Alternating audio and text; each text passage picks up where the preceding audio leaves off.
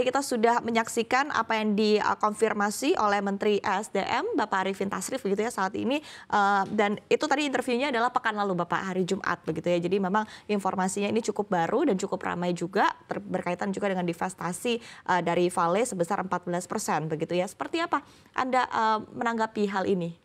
Saya kira bagus. Saya mengucapkan selamat dulu pada pemerintah Indonesia, pada kita semua, karena memang harga belinya itu kalau yang saya amati tidak mahal, tidak kemahalan, malah diperkirakan oleh para pengamat ya, pengamat harga saham itu terkoreksi sekitar 25%-an.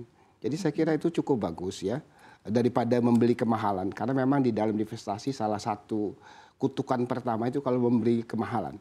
Oke. Tapi di lain pihak kalau membeli kemurahan kita juga harus cermat ini ya, jangan sampai kemudian kita bayangkan dia akan naik harga itu kemudian dia tidak. Nah disitulah ada beberapa gentle reminders yang saya ingin sharing kepada pemerintah kita yang sedang mendapat amanah agar bisa mempertahankan ini dengan baik. Oke, baik. Artinya di rentang harga yang tadi sempat dimention begitu ya oleh Bapak Arifin, artinya menurut Anda harganya oke begitu ya Pak Darwin? Harga itu relatif oke dibanding 2021 waktu divestasi yang pertama di sekitar 2.800-an. Cuma memang harga 3.000 ini relatif lebih murah dibanding perkembangan belakangan. Betul. Tapi apakah betul bahwa ini relatif lebih murah dibanding fair value-nya? Waktu yang bisa mengungkapkan itu.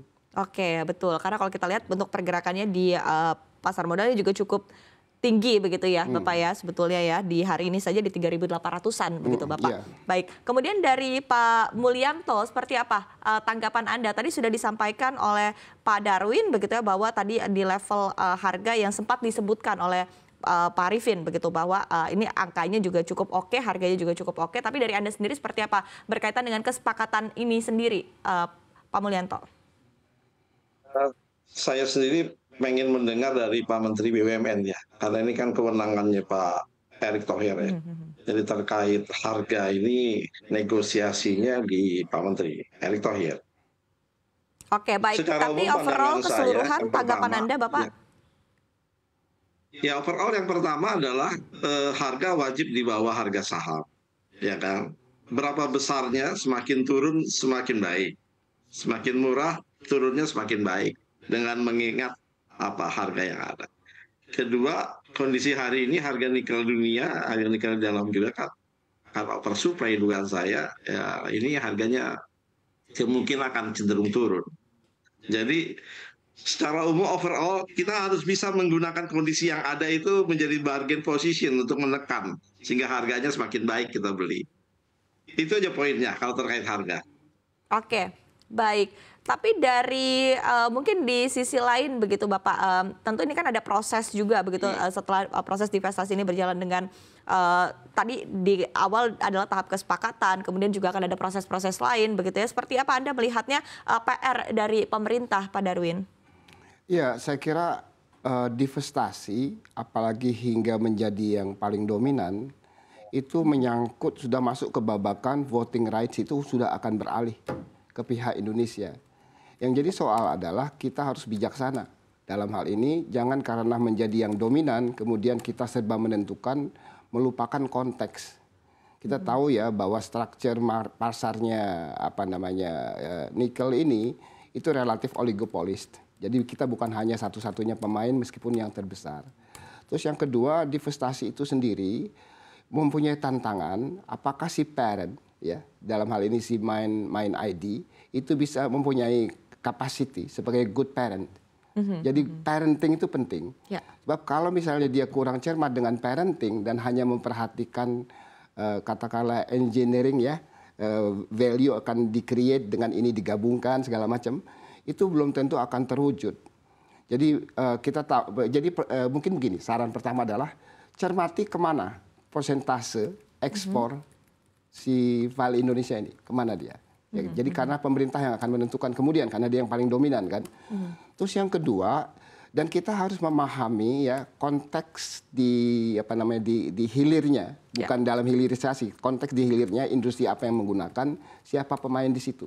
Oke, off-takernya ya. Ya, off-takernya semacam itu. Jadi kita tahu salah satunya industri baterai, kan gitu yang kedua ya. Terus di dalam off-takernya tadi itu ada kegiatan marketing, pemasaran, delivery, quality, and so on gitu ya. Ini jangan sampai ketidakmampuan di dalam parenting merusak apa yang strategis yang dulu sudah ada ketika Vale masih dominan. Ya. Kan gitu ya. Nah, jadi cermatilah seberapa jauh, how far di apa namanya, the parent atau dalam hal ini Mind ID bisa mempunyai good capacity in parenting, in parenthood, parentinghood gitu ya. Itu yang jadi soal. Jadi dia harus tetap bisa menghidupkan sinergi yang ada.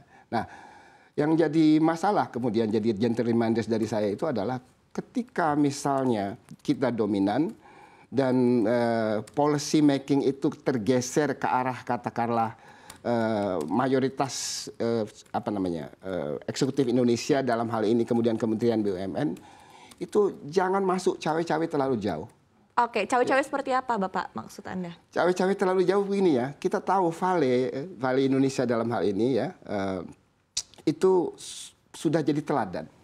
Karena sejak lama sudah mengekspor di atas kandungan 70%, 78% malahan. Jadi mereka sudah berbuat baik buat bumi pertiwi, buat tanah air sebetulnya. Tinggal masalahnya kita kurang puas karena kita nggak mengendalikan betul. Ya. Nah, dan ini juga ada sudah ditetapkan oleh hukum juga, iya, undang-undang juga. Di lain pihak ada sisi buruk dari kata kita merasa mengendalikan. Ya. Jangan sampai kita berlebihan dalam cawe-cawe sehingga kita gitu misalnya mengubah arah pemasarannya ke kutub lain. Seperti misalnya? Misalnya kita akhirnya ikut terbawa ke China. Misalnya gitu.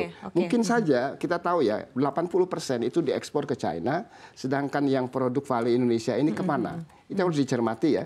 Saya kok menduga dia sudah masuk ke dalam hilir industri yang memang sudah link ya, sudah link dengan baik ya. Tapi dengan adanya narasi hilirisasi kan sebetulnya sudah ada larangan ekspor nikel mentah, Pak Darwin. Dan di satu sisi juga memang tampaknya ya fokus dari pemerintah ke depannya memang mengembangkan industri hilirisasi di dalam negeri. Seperti apa? Iya, yang jadi soal dalam kita melihat Vale Indonesia yang udah di divest ini ya, itu beda konteksnya karena dia sudah mengekspor dan sudah memperhatikan udah menghasilkan value added ya. Ya, jadi poin saya yang paling penting itu adalah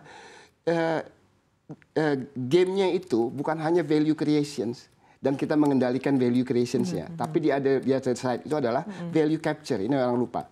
Are we sure? Apa kita yakin value yang kita create dengan pemegang saham Indonesia yang terbesar itu captured by us? Ya kan? Atau kemudian dia nggak si value added-nya itu, apa sih nilai perusahaannya itu nggak lantas meningkat, jadi menurun dia. Misalnya menurun karena terlalu menggejot produksi menjadi oversupply. Kita udah tahu itu terjadi kan. Jadi harus dilihat dia. Jadi saya ingin mengkoreksi dan memberikan reminders juga ke Pak Menteri sekarang. Nggak lantas dia akan naik ini harganya, belum tentu. Belum tentu ya. Jadi dia bisa corrected kalau dia oversupply terus. Kemudian yang kedua, kalau sesuatu terlalu dominan dan terlalu mahal misalnya, hati-hati. Biasanya akan ada koreksi dengan cara orang mencari produk substitusi. Akhirnya nikel kita gitu ya, hilirnya juga agak stagnan karena berkembanglah batu baterai yang dari non nikel kayak gitu loh. Baik, jadi poin dari Anda gamenya banyak ya, Pak Darwin ya. Tidak hanya tadi value creation, tapi seperti ada apa menciptakan ada value capture juga begitu. Mampu nggak kita meng-capture the value that we are sure bisa meng-create the additional one gitu loh. Belum